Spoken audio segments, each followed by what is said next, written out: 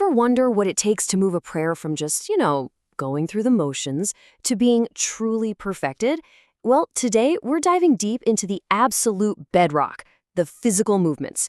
We're going to break down the bowing and prostration according to the Hanafi school, so let's jump right in. To really get why this matters so much, think of your prayer like a tent. The bowing and the prostration, those are the main poles holding the whole thing up. If they're weak or if they're in the wrong place, the entire structure just collapses. It's such a simple but powerful image that shows you just how fundamental these two actions really are. So keeping that tent in mind, let's build it the right way, pillar by pillar. We're going to start with that first essential support, the bow, or as it's known, ruku. Now, perfecting the bow is about so much more than just bending over. It's a really precise, meaningful posture. So first, we'll cover the basic action, and then we're going to get into the nitty-gritty details that really transform this movement into a profound act of worship. The sequence itself is beautifully simple. You kick things off with the takbir, Allahu Akbar, as you move into the bow. Then you bend at the waist, place your hands firmly right on your knees, and in that state of humility, you recite Subhana Rabbiya al-Azim, which means, "Glory be to my Lord the Magnificent," at least 3 times. Okay. Now for the details that take the form from good to great. Notice, you don't just lightly touch your knees, you actually grasp them, spreading your fingers out over the kneecaps. Your back? It needs to be completely straight, almost like a tabletop. And your head should be right in line with your back, not sticking up or drooping down. And your gaze? That's directed right down towards your feet, which helps maintain both focus and that feeling of humility. This quote right here, it gives us the absolute perfect mental image. It's a description of the Prophet Muhammad, peace be upon him, and it just sets the gold standard. A back so straight and so still that a cup of water could literally rest on it without spilling. That's the kind of posture we're aiming for. Now, as you rise up from the bow, this beautiful call and response happens. The prayer leader, the imam, declares, Sami'a Allahu liman hamida. And in response, everyone following along says, Rabbana lakal hamd. It's this powerful, unified moment of praise as you come back to a standing position. All right, let's move on to our second huge pillar, the prostration, or sujud. And listen, if the bow is an act of humility, then prostration, that is the absolute peak of submission. It's the moment where the most honored part of our body, our face, touches the ground in pure, unadulterated worship. So what's the foundation of a correct prostration? Well, it all comes down to one simple number, 7. A proper, solid prostration connects 7 specific points of your body to the ground, creating this complete and stable posture of submission.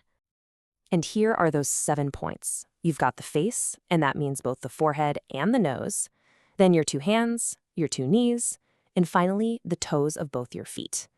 Now, this is really important to note. While prostrating on just the forehead is considered sufficient, the complete and ideal form absolutely includes the nose, grounding you fully in that moment.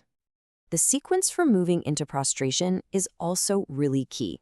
After you say the takbir, the order is this: knees first, then your hands, and finally your face touches the ground. Your hands should be placed level with your ears, and in this position you recite Subhana Rabbiya al-A'la. Glory be to my Lord the Most High, 3 times.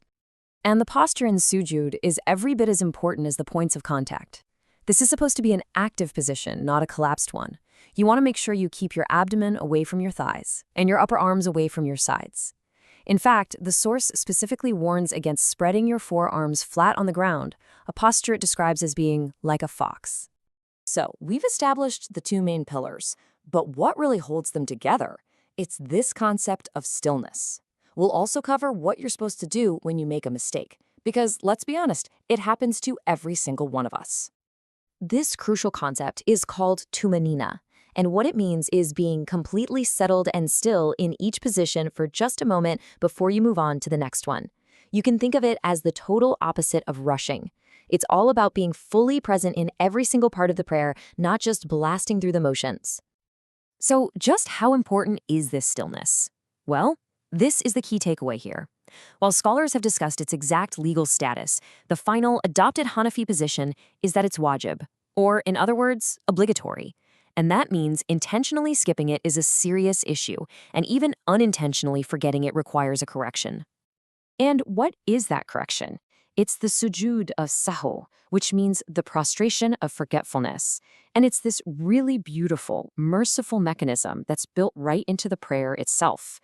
It's simply 2 extra prostrations you perform at the very end to make up for certain unintentional mistakes. So when would you actually need to do this? Well, the source gives us some key examples that are directly related to our topic today. If you accidentally add an extra bow or an extra prostration, if you forget that crucial stillness, that tumanina, or if you find yourself reciting the Qur'an in a position where you're not supposed to, like in the middle of a bow.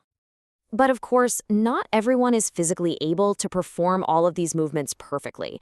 And that's where the real beauty and adaptability of the prayer shines through. The rulings are incredibly compassionate and practical for those who are sick or have physical limitations. The guiding principle here is really simple. You just do what you can. If you can't stand, you pray sitting. And you perform a normal bow and prostration from that seated position if you're able. And if even that is too difficult, the prayer can be performed entirely with head gestures, known as imah, while you remain seated. Now, when you're praying with these gestures, there is one critical, non-negotiable rule. Your head movement for the prostration must always be lower and more pronounced than your gesture for the bowing. This is to maintain that symbolic hierarchy of the prayer, where prostration is always, always the deepest act of submission. And just like that, we come full circle, right back to our tent. The bowing and prostration, they are the pillars holding it all together.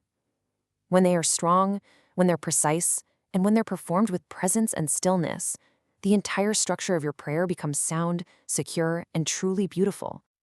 We've walked through all the technical details, the how-to of a perfected physical form.